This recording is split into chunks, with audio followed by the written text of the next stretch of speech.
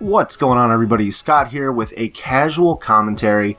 Not quite sure what footage is going to be playing in the background, but this video is not about gameplay. I'm actually here to pose one question to you, and that is, who's buying tickets to the Overwatch hype train? Now, if you haven't heard by now, Blizzard announced their first new IP in 17 years this weekend at BlizzCon, with Overwatch, a 6v6 fast-paced shooter with Pixar-esque graphics and a TF2 feel. Now, coincidentally, I was offered a position to work the con this weekend, and I passed. Now I'm kind of kicking myself in the butt, because they do have a demo on the show floor, which I cannot wait to get my hands on this game. I've already signed up for the beta, and I'm looking forward to it in 2015. Now, I'm not going to show too much of the trailer to avoid content ID, but I would suggest watching it. There are two trailers: the cinematic debut trailer, which is very Pixar-esque. It's like a little movie that just kind of gives a background on the characters. And then there's also a gameplay trailer. And both are pretty badass, so definitely check those out. And then if you just picture the love child of Super Monday Night Combat and Pixar being raised in 2-4 by the TF2 mercs, is basically what you get with Overwatch. Now, just from watching the trailer, you can see there are 12 different characters to choose from, and a few of them look directly inspired by the TF2 classes. Now, I'm not saying that these specific mechanics are proprietary to TF2, since things like sentries and mediguns and stuff like that have been around since the Quake days, and they can also be found in countless FPS games, but there are a few things that are pretty spot on.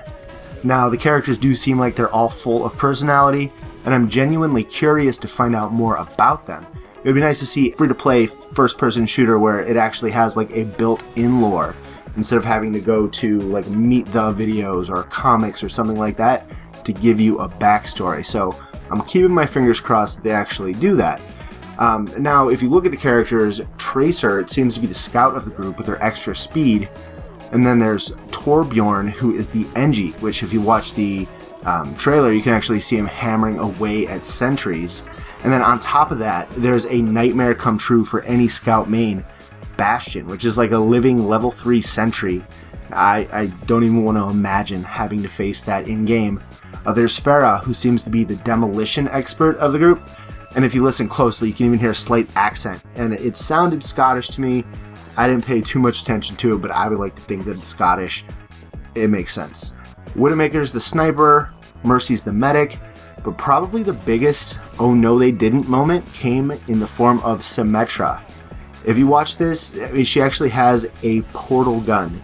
She can open up portals, little teleporters, and it even looks like the gun found in Portal. So I'm just saying, it looks exactly like a portal gun. I'll also mention there's a giant ape powerhouse named Winston, which looks eerily similar to Cheston from Super Monday Night Combat, or even Cygor from the Spawn comics, if you remember those. Now, there are a few things that this announcement makes me wonder. Is Blizzard finally getting their revenge on Valve for snaking Dota away from them? If you weren't aware, Dota was originally a Warcraft mod, Defenders of the Ancients. They did not own the IP or anything like that because it was a mod.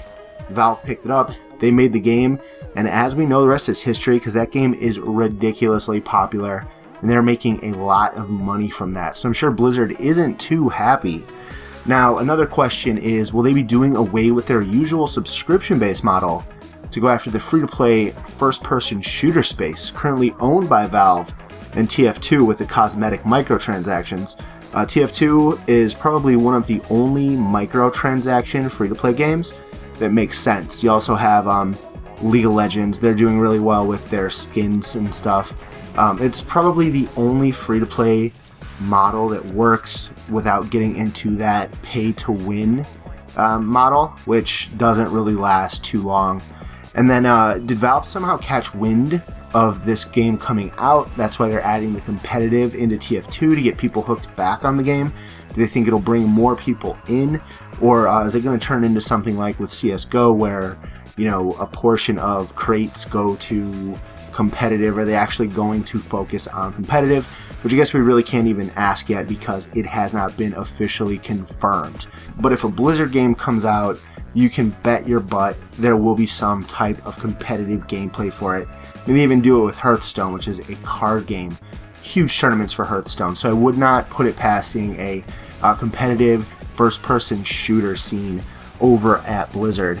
And then, will the game be as fun as it looks? Do we have a game that can actually provide the same amount, if not more fun of an experience than TF2?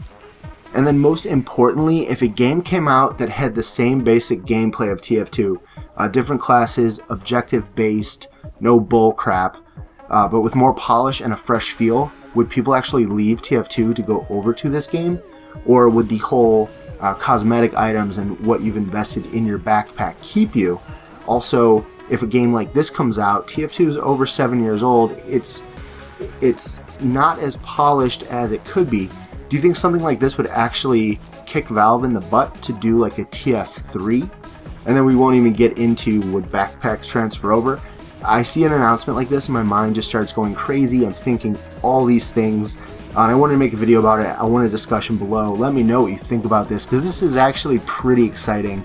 Regardless if you love or hate Blizzard, you can't deny they are a powerhouse studio that could do this concept justice without having to add in the pay-to-win element.